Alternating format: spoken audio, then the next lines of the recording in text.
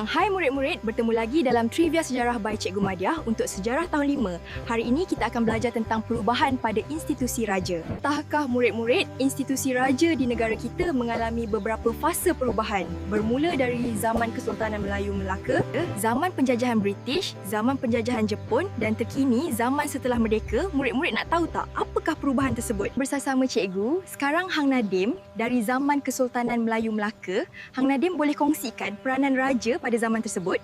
Semasa zaman ini, raja atau sultan ialah ketua kerajaan yang mempunyai kuasa mutlak dalam pemerintahan. Semuanya ditentukan oleh raja atau sultan. Ya, baiklah, zaman seterusnya ialah zaman semasa penjajahan British. Mari bersama cikgu berjumpa dengan Residen British untuk mengetahui bidang kuasa raja pada masa itu.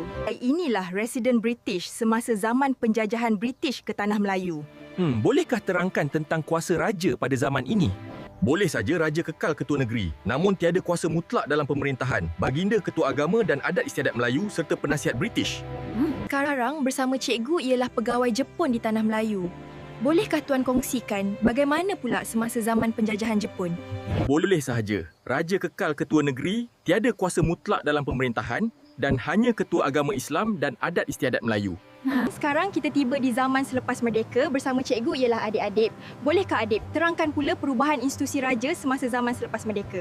Ya, tentu sekarang sistem raja berperlembagaan, kuasa raja atau sultan tertakluk di bawah perlembagaan negeri. Dan kini kita ada institusi yang di-Pertuan Agong. Itulah perubahan yang berlaku. Murid-murid jangan lupa tekan like, share dan follow untuk kelas seterusnya. Kemudian tuliskan isi pelajaran di ruangan komen. Kita jumpa lagi di kelas seterusnya. Trivia Sejarah by Cikgu Madiah. Bye-bye!